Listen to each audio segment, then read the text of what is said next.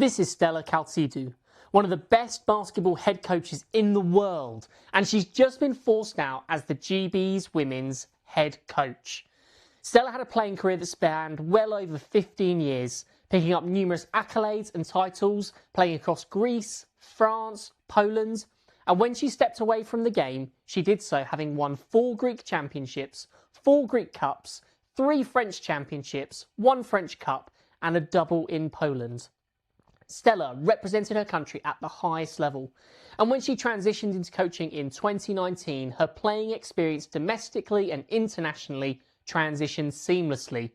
Coaching in big clubs like Olympiakos, the Slovenian women's national team, and the London Lions, where in the 2023-24 season, her team wrote history as they became the first ever British team, men or women, to win a European title. In August 2025, Stella was appointed as the GB women's head coach in a move that was seen as a huge appointment for the Great Britain side. On her appointment, she said, "I want to see this group achieving their maximum potential. We want to build a culture where everyone will feel the national team as home, will enjoy being part of it, ready to fight, and willing to put our egos under the needs of the team.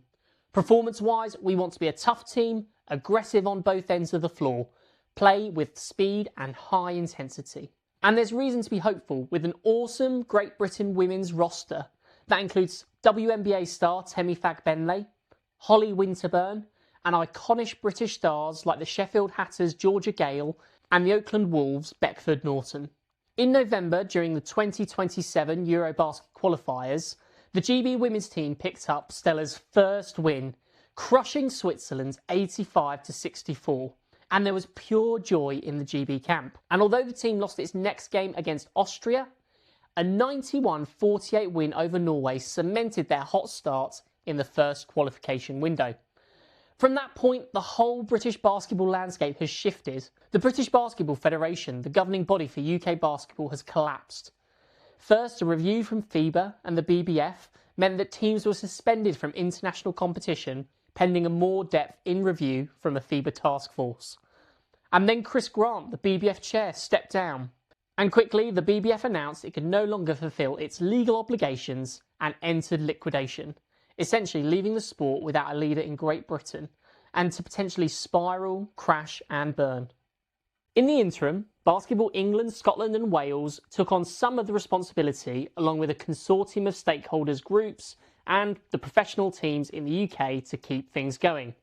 Fast forward to January 28th, and the Instagram account Gazilla12 puts out a video with a direct statement from Stella and Jacob Lloyd, who is the GB women's team general manager, announcing that they're stepping down from their duties.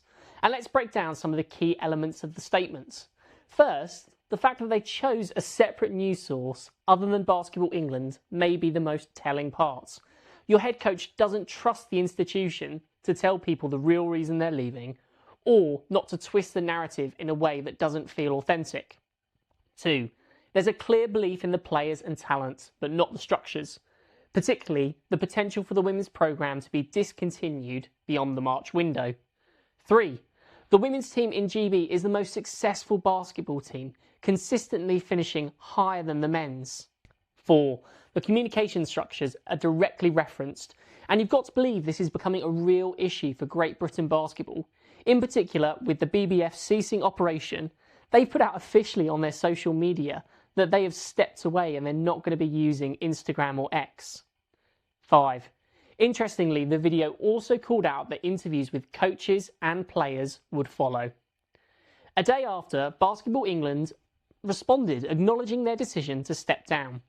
Their statement also confirmed that the leadership of the national teams would be delivered through their broad stakeholder group. Interesting word choice in their statement about the BBF, calling it a demise, clearly reflecting what they feel is the negative gradual decline and death of what has happened in the British basketball organisation. They also had an interesting statement saying both men's and women's teams will be supported equitably. And this feels like they're protecting themselves from future criticism.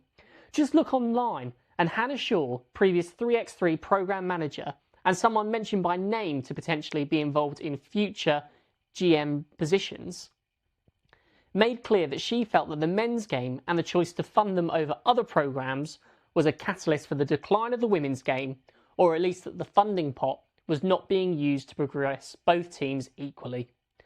And that really speaks to a much broader question about women's sports getting funding and publicity, and it's something that's playing out not just in our game here in Great Britain, but across different countries. Just look at the WNBA and the ongoing CBA negotiations. The final statement says a consultation with key stakeholders and its timetable for its execution will be issued as soon as possible. The BBF announced that it was entering liquidation in November, 3 months ago, and it speaks to the disorganisation that exists, that in 3 months we don't even have a timetable for consultation that is available to share. All of these factors, the disorganisation, the lack of communication, funding discrepancies and lack of direction, has forced out a world-class head coach from the GB programme. Just an anecdote that I think speaks to the BBF cheaping out. For the men's team in the 2025 EuroBasket, the BBF elected not to pay the tiny amount to have a professional cleaning service for their team uniforms. That meant that a member of the coaching staff had to go down to the laundrette to wash and dry all their kits. Come on, these are professional athletes, and we have a coach washing their shorts. So where does that leave us now, with upcoming games in March against Switzerland, which is going to be played away, and then Austria and Norway at home in Manchester? These games are at risk, and failure to meet FIBA obligations could expose Great Britain to serious sporting sanctions, including the risk of suspension and from international competition. Sheffield Hatters head coach Vanessa Ellis, who just led her team to an SLB Trophy Championship this weekend, has put her hand up. Ellis, who served as assistant coach for the GB Women's for 13 years, has said if the call came her way, she would be willing to help the national team. If people want to approach me, it's something I would consider, because I'm one of the few people with international coaching experiences. It's really sad where we are with this international game, and this shocking development just adds to the disarray. I was an assistant through times of great financial support and times where there hasn't been any. Staff members have to accept, with a game like basketball, it's not going to get funded highly all the time because we're not one of the top sports in this country. Despite Vanessa Ellis publicly saying she wanted the role, Basketball England has instead selected Krumesh Patel as the interim GB women's head coach. He has experience in the SLBW, head coach of the women's under-18, and was an assistant coach with the GB's women's squad, and has worked closely with Stella during his time at the London Lions, where he also was the first British Asian person to win a European Championship whilst an assistant coach with the Lions. One thing's for sure, putting the interim tag doesn't provide a huge amount of stability, but at least it's a clear way forward for the next 3 games for the Great Britain's women's national basketball team. Make sure you follow us for more and hit the bell so you stay locked in and get updated as we follow this story.